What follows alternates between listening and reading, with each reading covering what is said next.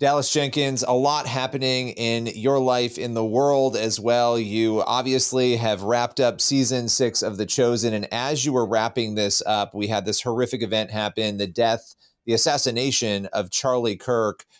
You were on set when you found out about this. What was going through your mind, your heart, as you heard the details?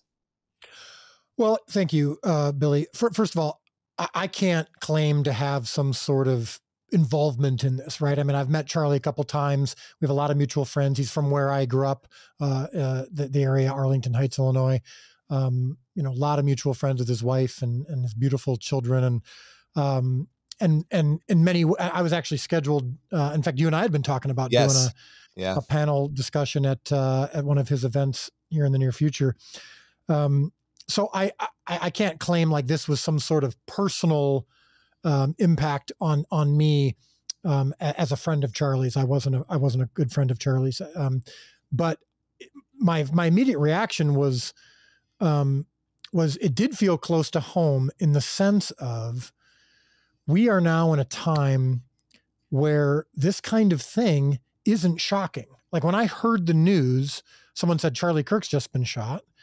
I think it was my son.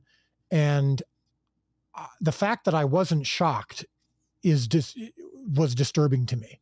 Now, when I heard, I think it was like 30, 40 minutes later that we heard that he had passed, that was shocking and upsetting because, he's 31 years old.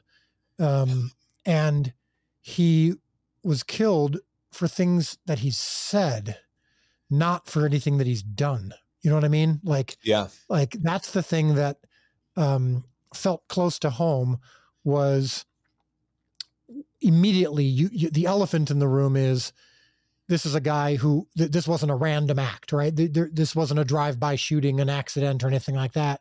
So it's obvious he was killed for his beliefs.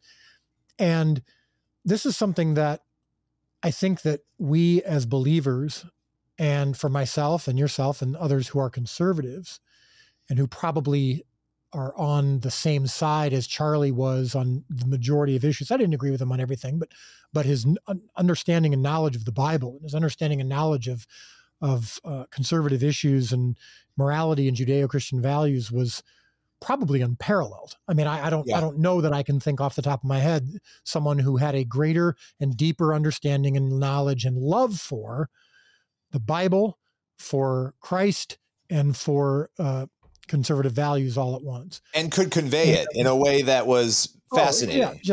Yeah. So I am someone who lives with, I'm on set surrounded by probably more than 50% of my cast and crew, people who disagree with me politically and even spiritually. I mean, that's the thing about The Chosen is most people know by now that a good chunk of our cast and crew are not traditional believers or evangelicals. Some have become so by doing the show, but others haven't. So I'm always in this world of discussion and debate and surrounded by people who certainly wouldn't be fans of Charlie Kirk's. And I do a show that is by its very nature divisive, right? It's a portrayal of the most divisive man in human history, and someone who actually said that, who said, I did not come here to like, I'm not unifying, but I came with a sword. And so the reason that it felt close to home was not because I can't compare myself to Charlie Kirk. Again, I'm not making this about me. I didn't immediately become fearful. I just thought, I do understand that right now we are in a time where people demonize the opposition, the political or spiritual opposition, so much that their death is a logical conclusion. It's if you tell enough people that someone or a group of people are Nazis, are a threat to your literal freedom and democracy, and in fact, to your very life, why wouldn't you think that they should die or at least be stopped in some dramatic way? If you or I had the chance, I'm sure you face this question, if you had the chance to go back in time and you had an opportunity to kill Hitler, it raises an ethical question, but I would probably say, yeah, I think I would. I think I would, if I had that opportunity to prevent the deaths of millions and millions of Jews, I probably would. Well, that's how some people literally think of Charlie Kirk or Donald Trump or conservative Christians, as existential and literal threats to their lives, and they use terms like evil and Nazi and whatnot. So what I did think about last night was two key things. One is, I do make a show about the man who came to Earth and who had every reason to kill his enemies. His people were being oppressed, often tortured. Things like this, assassinations, happened frequently. And his followers kept saying, when are you going to put a stop to it? When are you going to, as the Messiah, as the one who is here to help us defeat our enemies and our oppressors, when are you going to do that? And he said, I'm actually not going to do that. I'm not here to do that. I'm here for your hearts. I'm here for spiritual renewal, not physical or political renewal. So I do hope that we as Christians can see events like this and say, this is what God promised. This is not a surprise. On this side of eternity, Jesus promised that these kinds of things would in fact happen, and that we are not to respond in kind, at least on a personal level. So I hope that we remember that as well, in the midst of our anger and frustration and hurt. The other thing is, I do want to caution all of us, both sides, against the kind of rhetoric that does cause things like this. Now, again, I'm not going to make this about myself, but I personally have seen Christian conservatives, exaggerate and demonize and inflame to the extent that others have done about Charlie Kirk, about Donald Trump, about conservatives. Again, I'm not making a political statement myself. I'm not defending Donald Trump. I'm not defending Charlie Kirk. I'm not defending anyone's comments. All I am saying, though, is that I have seen many times people on all sides on social media casually throw out terms like evil and destructive, destroying the world, a threat to your life, all that kind of thing. And not just people, but politicians, leaders, people who actually have sway over people too, right? The people who you would look to trust when they're telling you, and I just want to underscore this, that person or that politician or that opponent is evil and will destroy your life and they're going to do all these horrible things to you. I used to say, well, you can't blame, and I still believe this, when you shoot a gun, it's on you, right? But what gets you to that point of believing those things, there's a real dynamic here. And I just want to underscore that. And it's politicians who often do it. And it can happen on both sides, but it does happen. Oh, absolutely. And because you think, I said this yesterday on social media, I said, if you've ever referred to Charlie Kirk or someone like him as a Nazi or Hitler-esque or a threat to your freedom and democracy in your life, then you have no reason to be upset about his death. But the logical conclusion is, well, if someone's going to, because I believe in self-defense, if someone is a threat to my life and a threat to my freedom and a threat to my, then I would believe that person should not be able to do that. And if I'm confronted with it, then the ending of that life is a necessity, like it was for someone like Hitler. So I always want to bring it back to where is Jesus in this? Where our call as Christians is not to be like the world is, to not engage in the same way that the world does. And so I am upset, of course. I am angry, of course. This was I do place some of the blame on some of the rhetoric from the opposition, but I also look at some of the rhetoric I've seen from our side as well. And I've even seen some of it directed at me. And again, I want to be clear. I'm not putting myself in Charlie Kirk's category. I'm just saying I have seen things about myself online of people saying like, he is leading people to hell. He is, or saying things about me that are factually untrue and that are inflammatory. And I go, from Christians, right?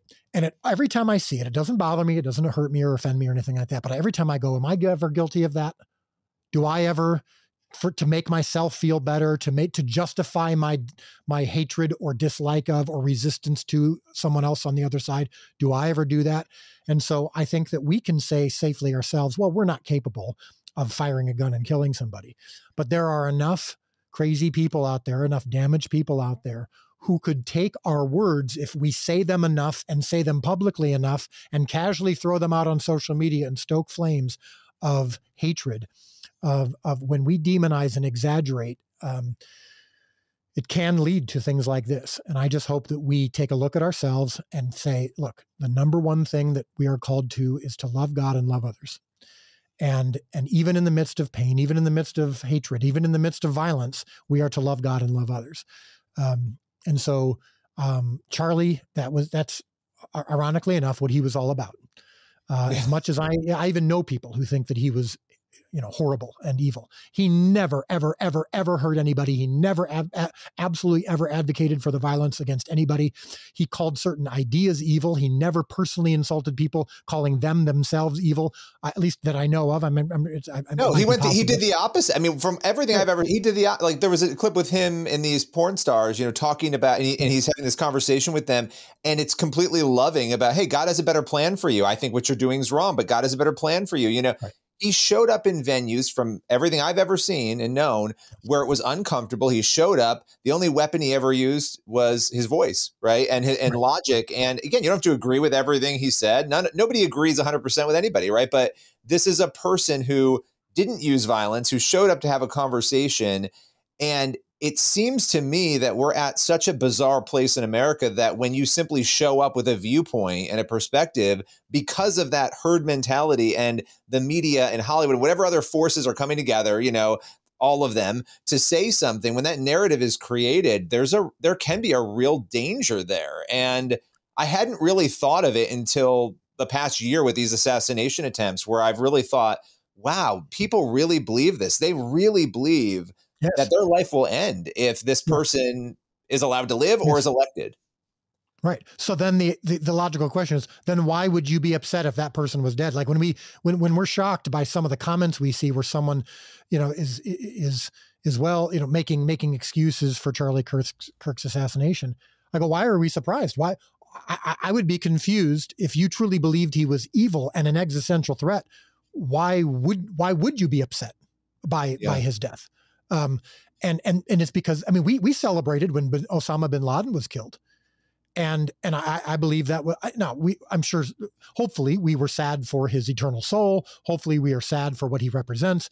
But I had what I would believe would be a righteous satisfaction that he was no longer able to do the damage that he was doing. Yeah. And there is a measurable group of people and an influential group of people in this country and around the world who genuinely believe that there are certain people who are as bad and as dangerous and as much of a threat as an Osama bin Laden or a Hitler or any other terrorist. And so this is the logical conclusion. And so it shouldn't be shocking. It should just be devastating and upsetting. And I just hope and pray, again, for the purposes of this discussion, for you and me, Billy, as people who are talking in the evangelical sphere, there are plenty of others who are going to throw appropriate criticism towards those who are responsible for his death. But let's also do our part to look inward and go, are we ever capable? And have we ever done anything like this not like the shooting, but the exaggeration, the inflammatory rhetoric, the kind of exaggerated social media, especially speech that inflames others and can lead to someone who is damaged, someone who is unwell, doing what should be the logical conclusion of responding to evil. And I want to always look inward, and I want to always follow the teachings of Jesus and say, no matter what happens, even if something unjust happens, we must trust in the God of justice and not try to enact it ourselves. And then look inward and say, I want to make sure that I'm not doing what these people are doing. I want to make sure I don't become what I'm criticizing of, or what I'm so opposed to. Yeah. You don't want to create a deception. As Christians, creating a deception, when you exaggerate something, it can create a deception that is not true, and you're perpetuating that. And there's a cost to that, right? And, we see this in different areas of life. Obviously, this is the most extreme example of what we see with what happened to Charlie. what's just as we kind of come to a close here, and I always love getting to talk with you because you have great things to say, and you've always also been very vocal about what you believe about things well before The Chosen. Well, just always thinking through what you really believe, and expressing it in a way that was kind and strong, but very kind. And I've always admired that about you. But as we close here, what's your prayer for America at this moment? Because we are in a very difficult, and we have been for a while, but I think this is a moment that could turn things in one direction or another. What's your prayer? Yeah. Well, Billy, you and I have known each other for a while. And yes, before The Chosen, I would say I was probably more politically conversant and expressive than I am now. And the reason is because I am more spiritually conversant and expressive than I have ever been, because by doing The Chosen, I have been so enamored with and surrounded by the teachings of Jesus. I've realized politics is ultimately not the answer. Now, that doesn't mean we shouldn't be passionate about it. It doesn't mean we shouldn't be involved, but it's not the ultimate capital A answer. And so my prayer for this country is that we would answer the question, the existential questions, in the same way Charlie did. When Charlie was asked, what do you want to be remembered for? Or whenever he was asked about, like, what's the ultimate? It wasn't, well, I want to win the debate over trans rights. I want to win the debate over abortion. I want to win, I want to make sure that Republicans get elected as president. That was never the number one thing. It was the number one thing for him, the umbrella, the macro level for him. And I hope it is for me, and I hope it is for you and for anyone who's watching right now, is the question of who are you? Whose are you? Who do you belong to? And I belong to and claim possession by the creator of the universe, by the God of the universe and his son, Jesus, who is also part of the Godhead, who came to earth as a human being and taught us, not only in his humanity, but in his divinity, what it means to be holy and what it means to pursue righteousness, even if we'll never get there on this side of eternity. And so my prayer for this country is that we will continually be steered towards and pushed towards a reliance on God and his word, and not on the affairs of men.